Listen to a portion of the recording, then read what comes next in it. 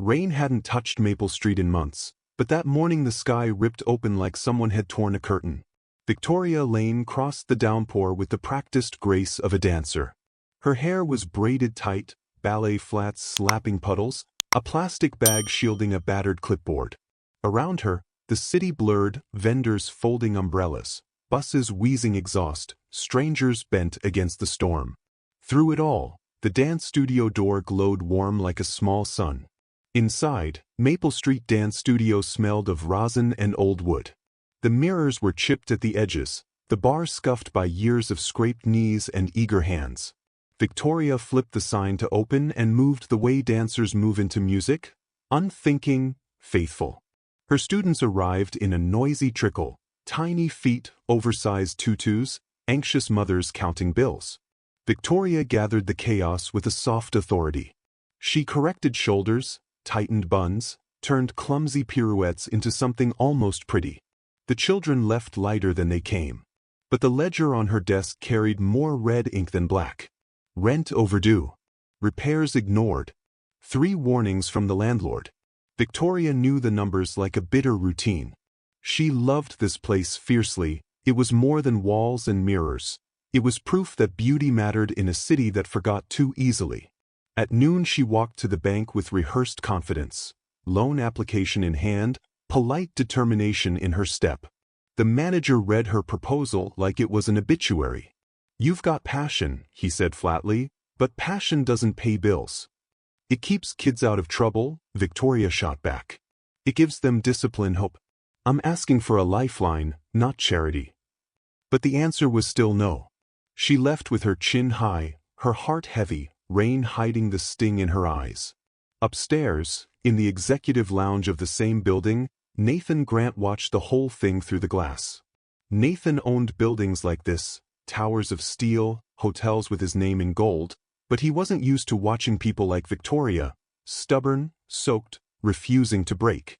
She stormed across the plaza, and he caught himself standing, curious. Later that week, Victoria found an anonymous check in her mailbox, enough to clear the rent, along with an offer for help drafting a real business plan. She confronted the donor. She marched into Grant Consolidated's marble lobby, tracked down an assistant, and demanded a meeting. When Nathan finally saw her, it wasn't at a gala or press event. It was in a fluorescent-lit hallway near the elevators, her hair still damp from rain, eyes sharp enough to hold him in place. "You paid my rent," she said flatly. Nathan smirked. "I don't always comment on the art world's finances." "Thanks," she said tightly. "Don't do it again." Most people bent for Nathan Grant. Boards, markets, even politicians. Victoria Lane didn't bend. And Nathan, a man who built empires, found himself intrigued. When he visited the studio days later, he expected gratitude. Instead, he found discipline and chaos in equal measure. Kids wobbling through routines, Victoria correcting every line with relentless care. She wasn't soft, but she was fire in motion. Coffee dates followed. Messy, real, nothing like the polished photos of Nathan's usual life. They argued about art and ambition, about money and meaning. Somewhere between debates and late-night rehearsals, frictions softened into warmth. The wedding came a year later, small, private, filled with family, former students, and a handful of friends who understood. No headlines, no spectacle. Just vows spoken like promises people meant to keep. For 3 years, life balanced itself. Nathan expanding his empire, Victoria growing her studio, late nights filled with music instead of silence. Then came the crash. A performance overseas. A storm. A helicopter brought down by wind and error. Victoria woke in Silver Lake Hospital with the smell of antiseptic in the air and her body refusing to move from the waist down.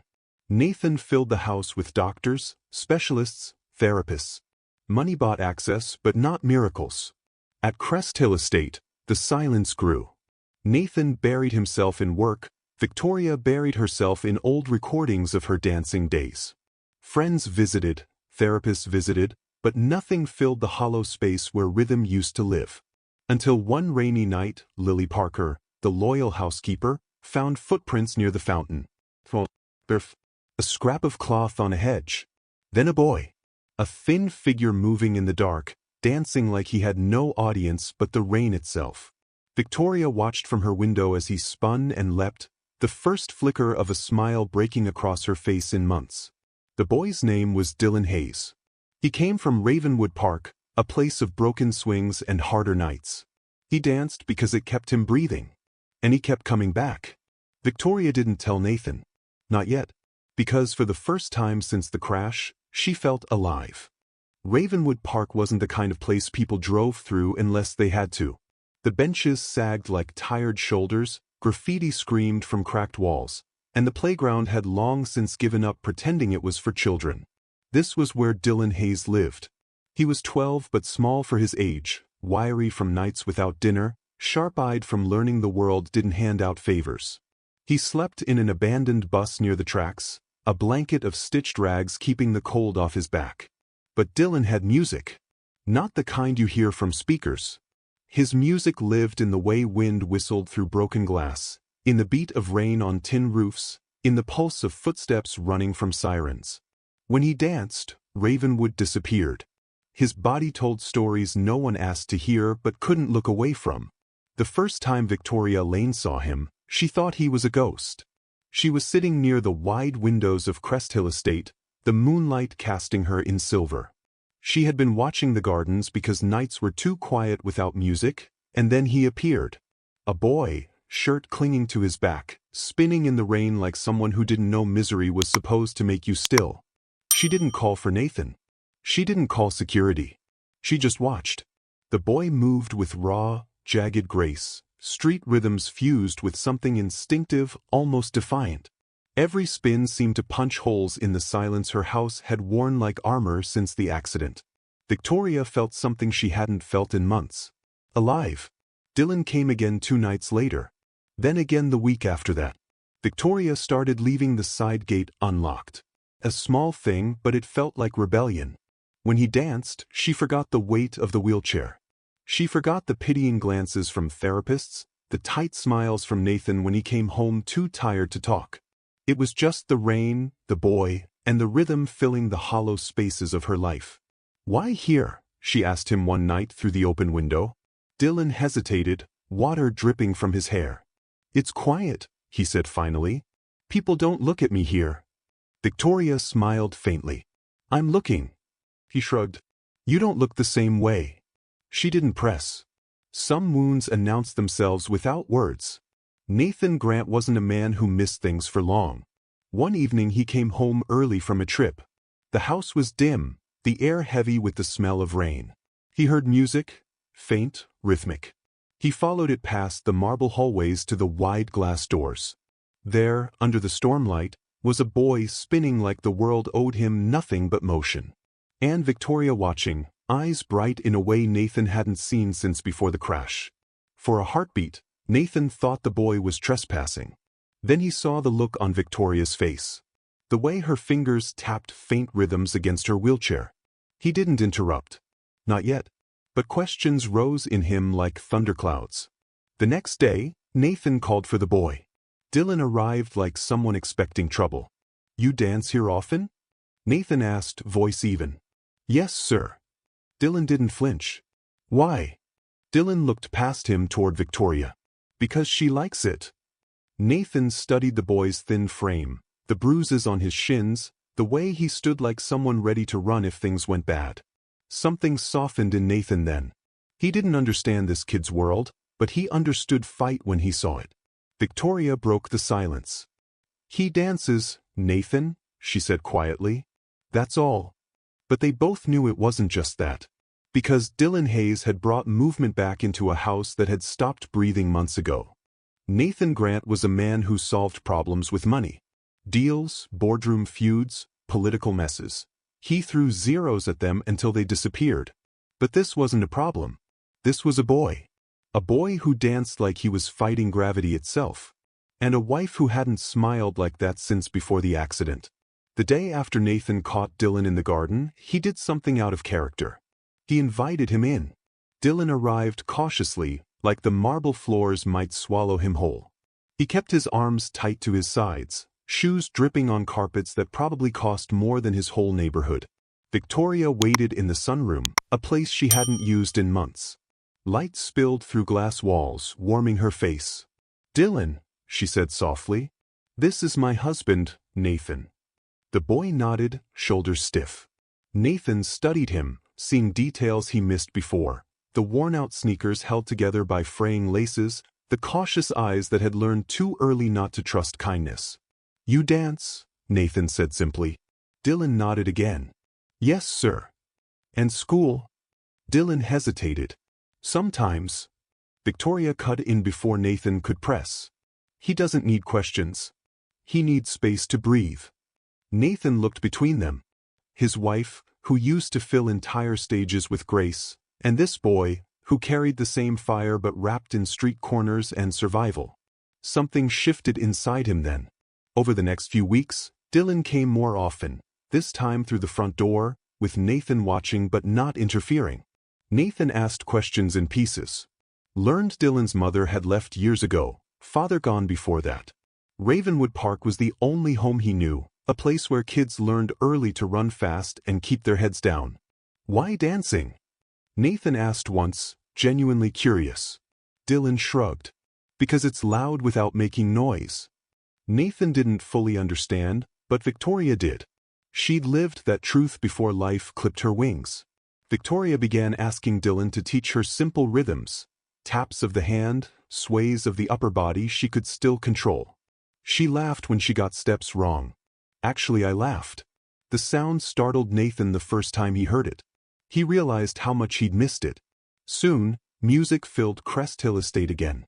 Not the polished kind from orchestras or galas, but raw beats from Dylan's phone, rhythms scraped from alleys and buskers and subway tunnels. The house felt alive. One evening, after Dylan left, Nathan stood by the window, hands in his pockets. "He's good," Nathan admitted. Victoria smiled faintly. "He's surviving."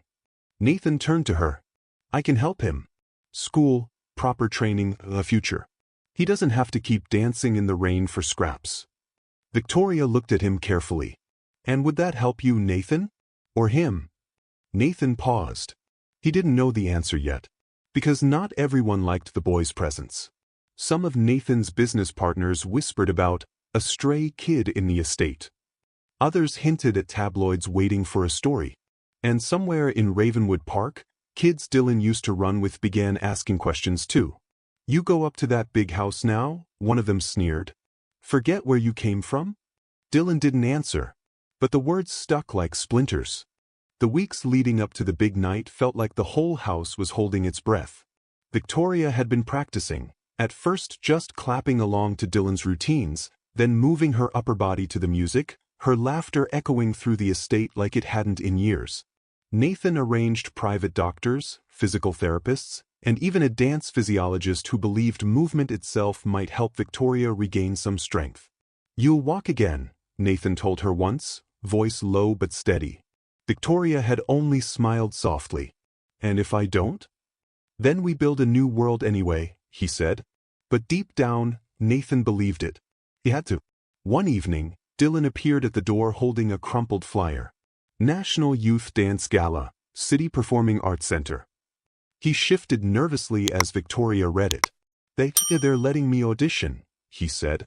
"If I get in, there's scholarship money. Training. A real shot." Victoria's eyes lit up. "Dylan, that's incredible." He shrugged, trying to hide the flicker of hope in his face. "I don't even have the right shoes." Nathan was already on the phone with his assistant. "He will buy tomorrow," he said firmly. Dylan blinked. "Thanks." It was the first time he said the word to Nathan without sounding like he wanted to spit it out. As Dylan practiced for the audition, whispers started swirling. Business magazines ran photos of Nathan Grant with his mysterious protege. Some journalists hinted at a replacement child. Others painted Dylan as a charity case in an empire built on wealth. Nathan ignored them. For once in his life, public opinion didn't matter. Victoria watched Dylan dance in the sunroom one afternoon, clapping softly when he finished. "You dance like the world owes you nothing," she told him. Dylan shrugged. "It doesn't." "Then make it owe you," she said simply. The City Performing Arts Center glittered like something out of a dream. Marble floors, golden lights, rows of parents whispering encouragement to their polished, well-trained kids. Dylan felt out of place in his new shoes and borrowed shirt. But when the music started, raw, percussive, street beats woven into classical strings, he forgot all of that. He danced like Ravenwood Park was on fire behind him, like the rain itself had taught him rhythm. The judges whispered. The audience leaned forward. By the time he finished, the room was silent for a heartbeat. Then applause cracked like thunder. Victoria cried openly. Nathan stood frozen, something tight in his chest he hadn't felt in years. Dylan got in. Full scholarship. National training program. But the night wasn't done, surprising them. Because when Victoria rose from her seat, gripping Nathan's arm, knees trembling but holding, she stood. Really stood. The audience gasped. Nathan turned to her, eyes wide. "Vic." She smiled through tears. "Help me walk, Nathan." And for the first time since the accident, she took 3 halting steps forward as the whole theater erupted in applause.